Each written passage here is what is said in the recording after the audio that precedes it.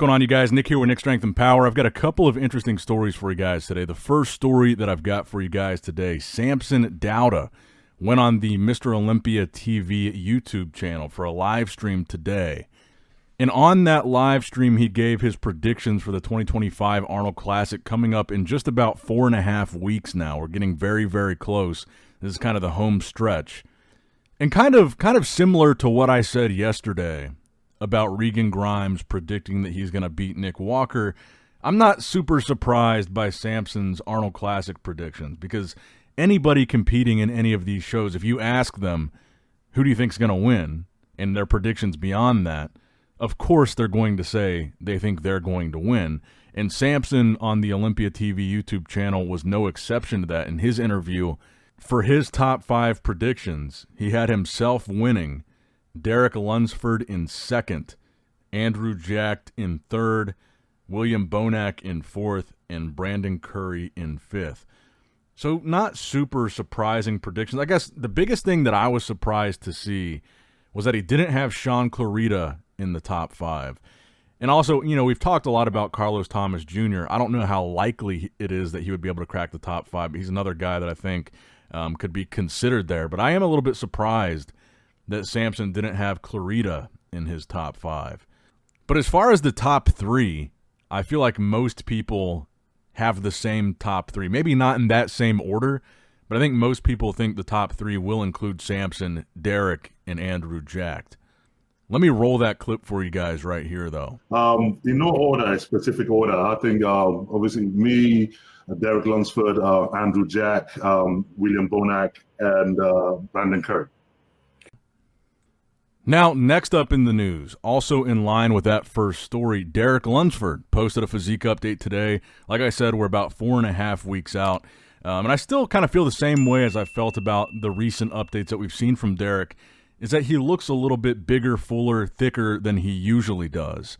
And I wonder if that would suggest that he's got a different approach for this prep with his new coach, Chris Aceto. And I've seen a lot of comments on especially some of the reposts of this video.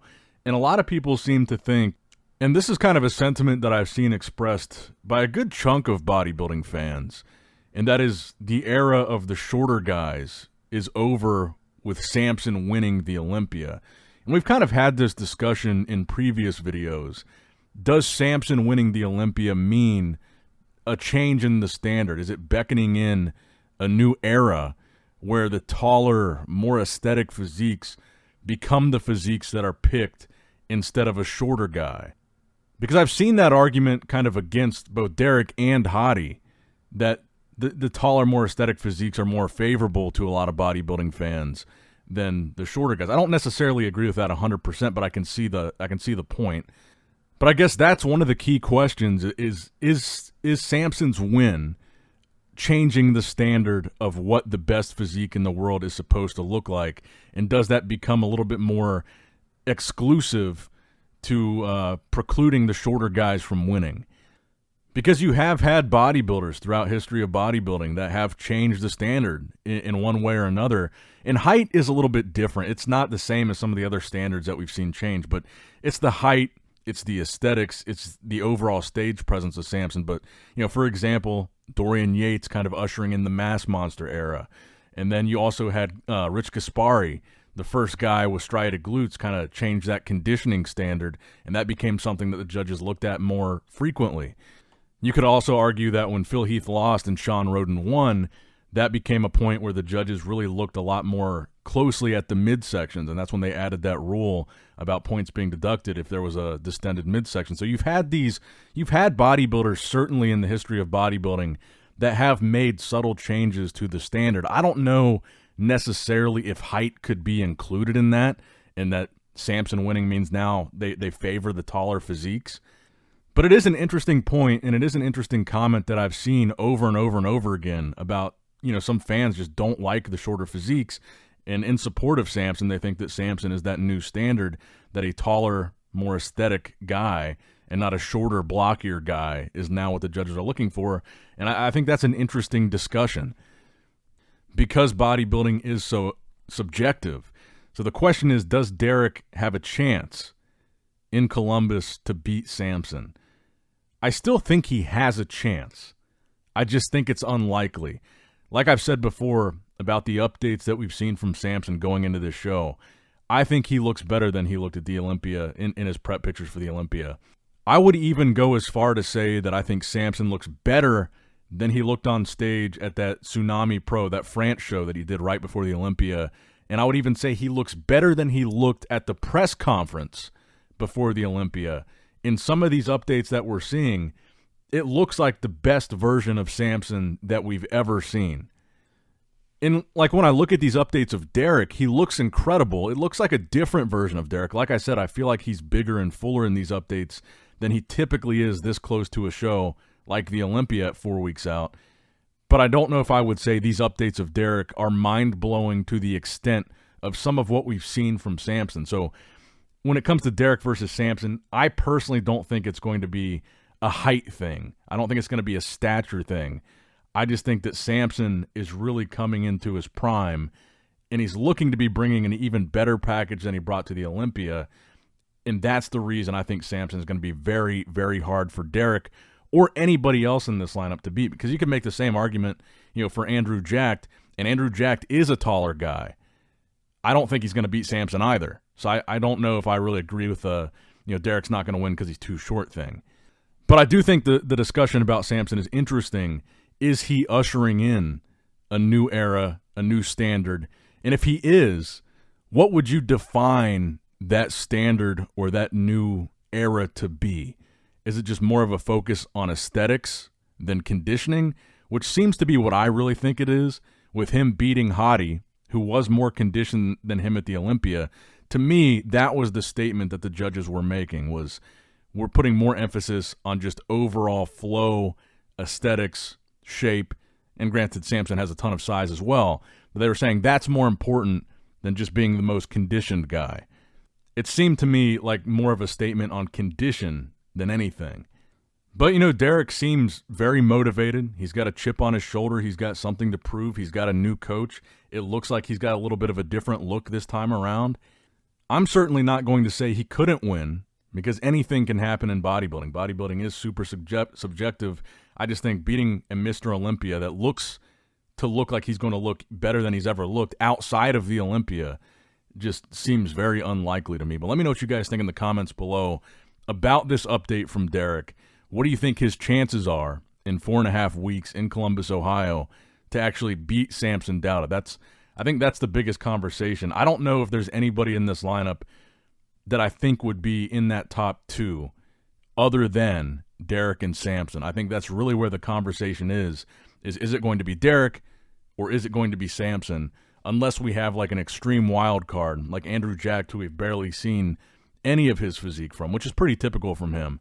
Or an extreme wild card like Carlos Thomas Jr. comes in and just looks insane. With the exceptions of like these weird situations happening, I really think it's going to be between Derek and Samson, and that's the main root of who's going to win the Arnold.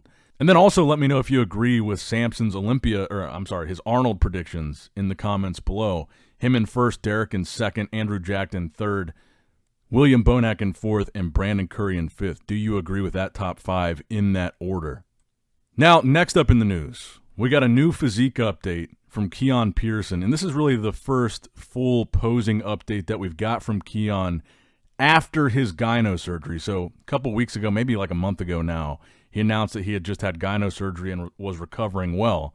And you can kind of see the remnants, the scar tissue there from that surgery on his pec. That's what you can see in this video. But aside from that, considering that he just had surgery very recently, Keone looks cartoonishly 3D in this update. And he's pretty big right now. He's like 226 pounds, I believe he said.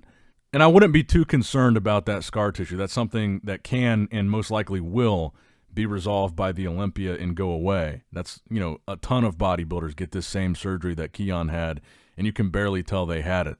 So I wouldn't worry about that at all. That's just because the surgery was so recent and it's something that was so fresh. Of course, you're going to see a little bit of that still on his physique, like a month later or less.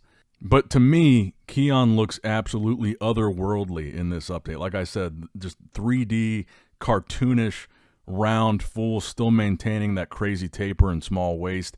I'm very eager to see what he decides to do for 2025. If he is going to go back and defend his 212 Olympia title for a third year in a row, or maybe this is the year that he makes a push for open bodybuilding. I feel like he probably is going to stay in 212 for at least this year.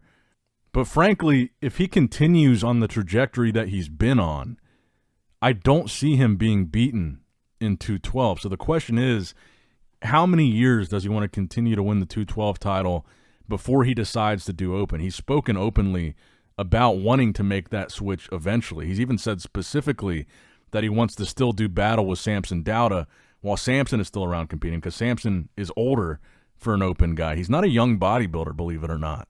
Samson's pushing 40. He's 38, so who knows how many more years he's going to continue to be at the top.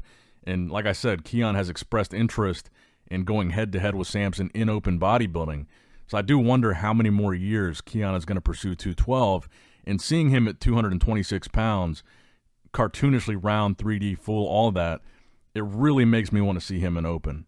But let me know what you guys think in the comments down below. Now, the final story that I've got for you guys today, Martin Fitzwater actually left a comment on that post about Regan Grimes saying that he's going to beat Nick Walker in New York. And this was on the Beyond the Stage TV Instagram post about that call out.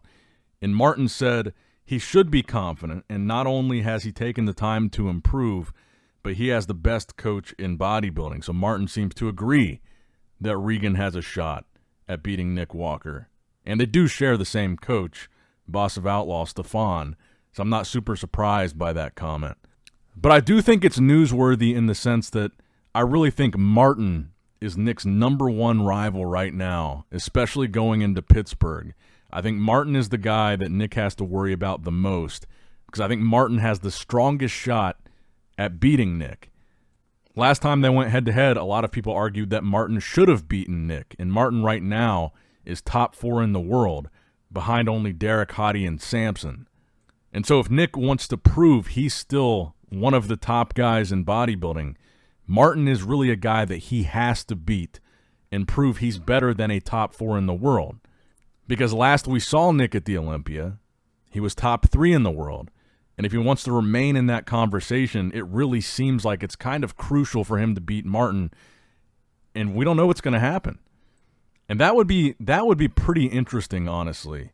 If Martin beat Nick in Pittsburgh, Nick goes on to New York, and he's unable to win New York either. And Regan's prediction was you're going to see Nick at the Cali Pro right after New York, still trying to get that Olympia qualification. If that turns out to be true, that would be very interesting for Nick's career trajectory. I don't know how likely that is, but that is an interesting thing to consider. Let me know what you guys think in the comments below. That's going to wrap it up for the video, guys. I hope you did, in fact, enjoy it. Make sure you like the video, subscribe to the channel, click that bell notification icon if you have not already. And as always, I love you guys, appreciate you guys. Nick, Strength, and Power, signing out.